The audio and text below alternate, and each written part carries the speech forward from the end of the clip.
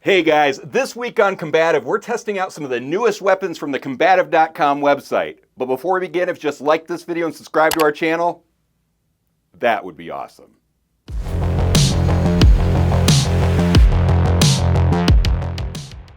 So, as usual, I asked Amanda to go back into the warehouse and find some of our newest items for me to review. She's boxed them up for me, so I don't know what they are. That way I can give you a good and fair and honest review of each product. So, without further ado, Amanda, what is our very first item today? Here you go. Awesome, awesome. So how are you guys doing today? I am fantastic. It's a good day. Feeling good? Very cool. Well, I'm excited to see these weapons because Amanda brought us excellent weapons last week. So let's see what she brought us this week. Check it out. All right, so I need a knife. Which knife should I grab? I'm going to grab this guy. It looks kind of cute, right? Grab this guy. That is pretty nice. I like that. That's a nice looking knife. Okay. I don't think cute would be the right description. Yeah, cute's probably a terrible description for that knife, but I like it.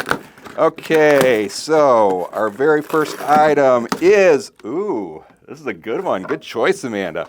Our very first item is the Master Bushcraft Machete.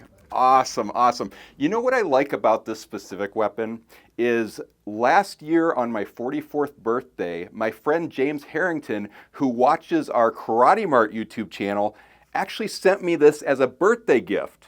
And I loved it so much that I thought we should be selling this on KarateMart.com and on Kombativ.com. So that's what we're doing. So let's just take a closer look at this. First off, we can tell that this has a really nice heavy-duty nylon sheath on it with a belt loop, so you could hang it from the side of your body if you wanted to. That's pretty awesome. But you guys don't care about that. You want to see the blade itself. So let's go ahead and take out this blade. And check that out. That is beautiful. So this knife was actually designed by a master knife maker named Gil Hibben. He's known for making some really incredible knives that are used in movies and TV shows. So just an incredible knife maker. I have so much respect for him. But on this specific knife, we can see that the blade is made from a 1075 high carbon steel, which is known for being a very tough steel, but also being very easy to sharpen. So I like that. I love sharpening my weapons, and it's nice when you get a good steel that's easy to sharpen. We can also see that it's got this really interesting texture on the blade itself, which just gives it a really nice aesthetic look, right? I mean, it feels comfortable on your hands. I mean, that in itself is kind of one of those features that you just kind of want to show off to your friends. So pretty neat. We can tell it's got a swedge on the top, which gives it a more intimidating look to it. The blade itself, very sharp, very sharp. And then we can tell that it is full tang, goes all the way through the handle, and those are some really nice natural walnut scales on there that have a very nice ergonomic grip. So in my hand, extremely comfortable. We can see that we have this stainless steel finger guard here, and what that does is it protects your fingers, but it also gives my thumb a good placement here to hold it in forward grip. So very, very nice. One of the other features I noticed about this is it's got this ginormous choil right here, which is nice because we can put our finger in the choil. We can also throw our thumb on the thumb rise back there. And then we can use this knife for more utility purposes, like let's say we need to take the bark off a tree, or we decide to whittle with this little tiny knife. I mean, that's awesome. We can also tell that there's a lanyard hole in here in case we wanted to add a wrist strap to it. But you guys want to see me use this thing a little bit. So let's go ahead and test this out. So in forward grip, I've got a very comfortable grip, and let's go ahead and hit it a little bit. Okay, so as you can tell, I've pretty much destroyed this Wing Chun dummy over the years. Just gonna, actually, you know what? Safety glasses. Go ahead and throw those on and stay far enough away in that you don't get splinters. Okay, I mean, it's holding up really nicely. Good stick on there, very nice sharp point. Let's throw it in reverse grip, check that out. Okay, so in reverse grip, I've got pretty good grip right there. Yeah, that looks pretty good in reverse grip. So I think there's not anything really negative about this knife, is there? No. I mean, I like it. I did get a little bit of a cut here on my finger from the finger guard because it kind of jumped up in there a little bit. But that's just because I'm being a little crazy with this knife. Overall, I absolutely love this thing.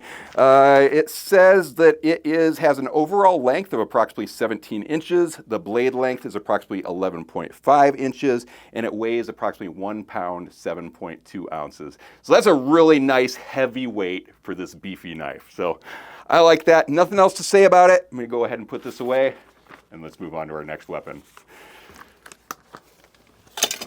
All right, Amanda, what you got next for me? Here you go. Awesome, awesome. All right, I'm going to take these Clark Kent glasses off real quick. I love these little cases. So cool. All right, and our next weapon is the carbon fiber knuckle set.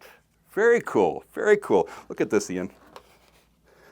That's pretty sweet. Now, it doesn't come with the case, but you get all 3 of these knuckles in there. So I know what you're asking yourself.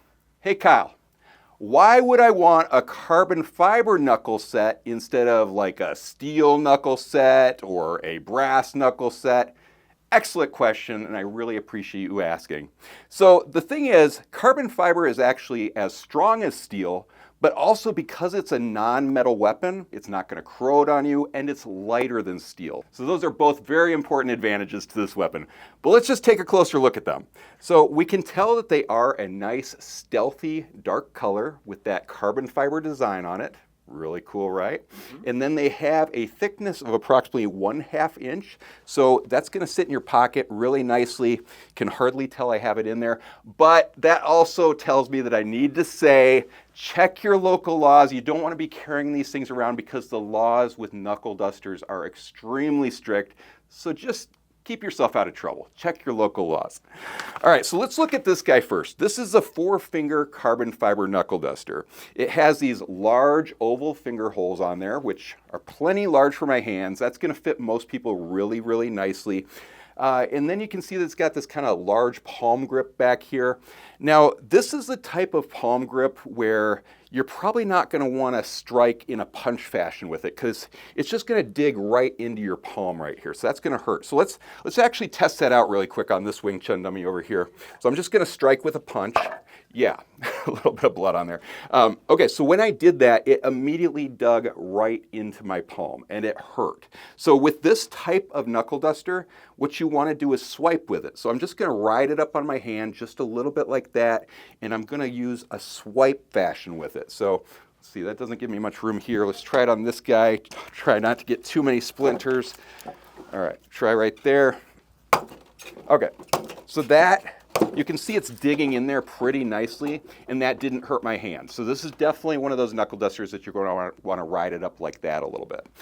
All right, so this guy weighs approximately 3.5 ounces, very light, and it's approximately 4 5/8 inches by 2 3/4 inches tall. Let's go ahead and check out our second one. So the second one is a 2-finger carbon fiber knuckles. So this one's a little bit different. We can see that the finger holes are a little bit smaller. They're approximately a 1-inch diameter. So they fit my hand pretty nicely, even though I've got pretty large fingers. But if you've got ginormous fingers, that's something you're definitely going to want to take into account because it might not fit you.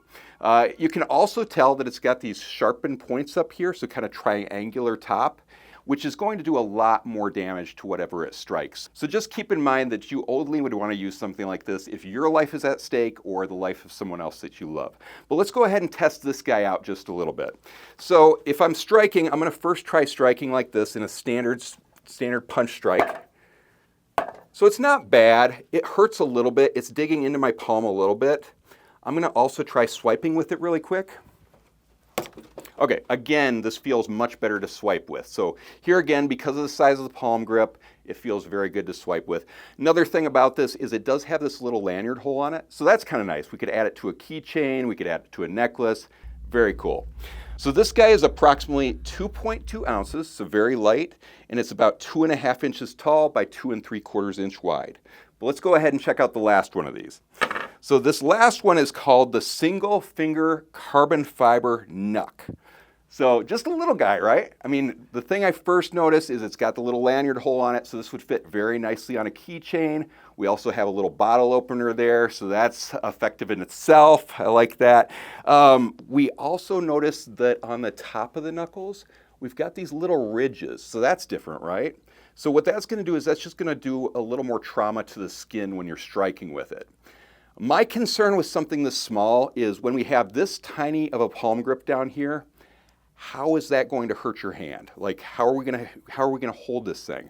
So if I'm holding it in a fist pattern, I notice that there's these little ridges here where my fingers are.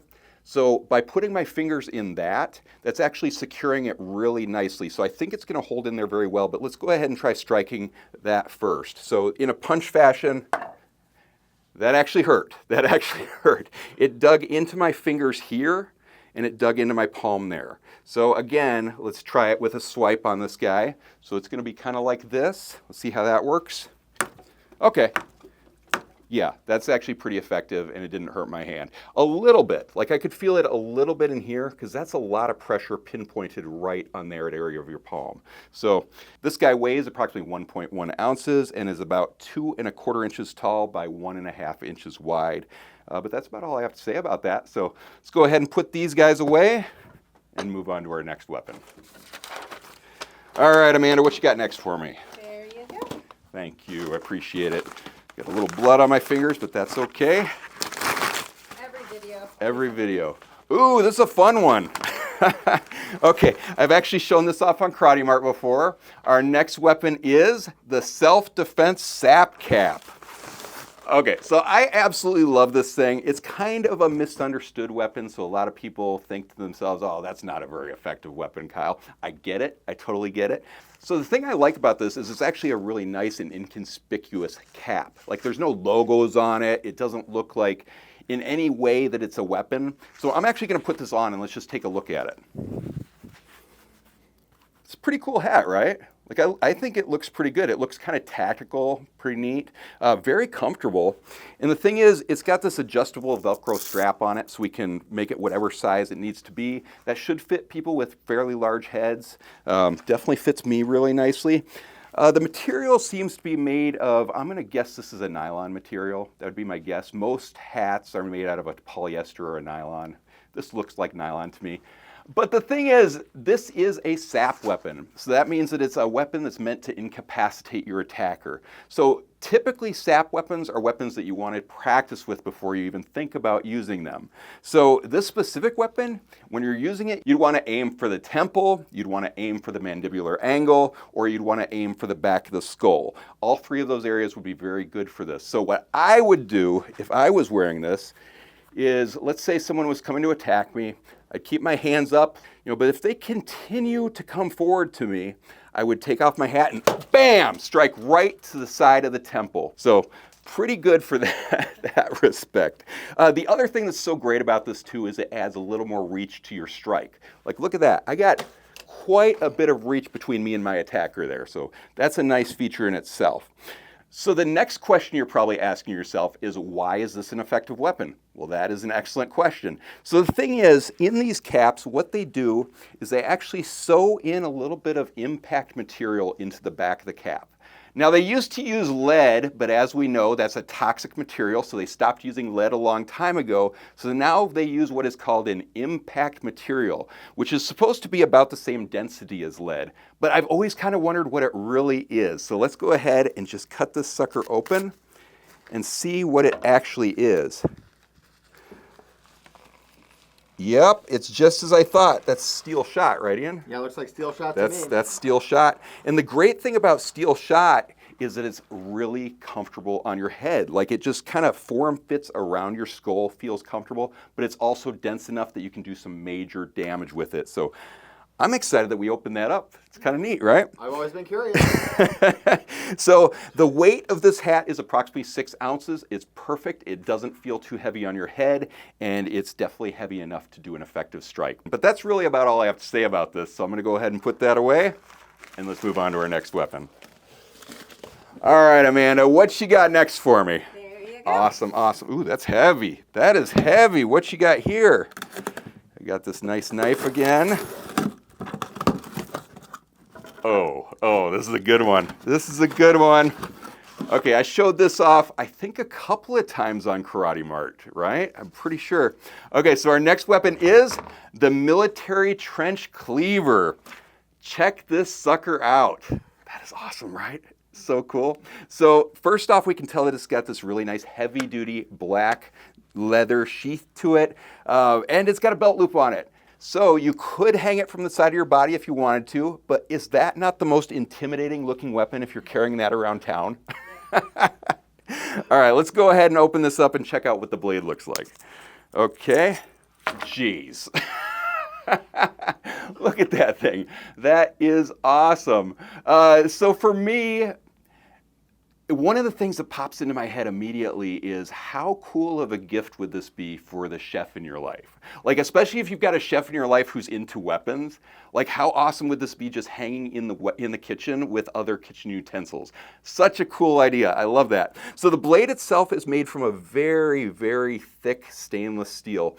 And the reason that's good is because stainless steel would be very good in culinary respects as well, because it's not going to corrode on you. And we can see that it's got this solid brass handle on here with US 1918 stamped into it, which is inspired by the Mark I trench knife from World War I. So if you're a history buff like me, I mean, that's kind of a cool little thing if you collect history-style weapons. So let's see. And then we also can tell we've got this little glass breaker spike on the end. And that actually has two purposes for us. For one, we could use it for hammer strikes. So yeah, you could definitely do some damage with that if you wanted to. But really the reason for that is because the tang of this blade goes full tang all the way through the handle, and then it's screwed into that little spike right there. So that's pretty neat. We can also tell that there's these little holes up here on the blade, which give it a nice aesthetic look. But I want to go ahead and test it out a little bit to just see how well this thing can chop. So once again, I'm going to throw on my safety glasses here. Ian, take a little space between you and the knife. Let's go ahead. Let's see. How do we want to chop this thing? I'm going to chop it at a little angle. I mean, that thing just took out a big chunk right there. You see that? That's pretty awesome. So you actually could chop down this tree with this bad boy. Now I'm doing it at kind of a weird angle here because it's yeah, it's destroyed, but this thing could do quite a bit of damage. So I love this weapon.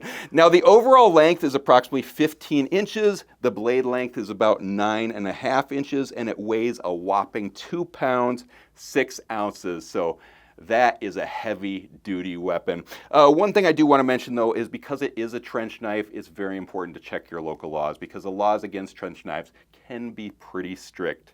But that's about all I have to say about this. So if you guys could just put in the comments which weapon you like best this week, that would be very helpful for all of us so that we know what you guys want to see more of in the future.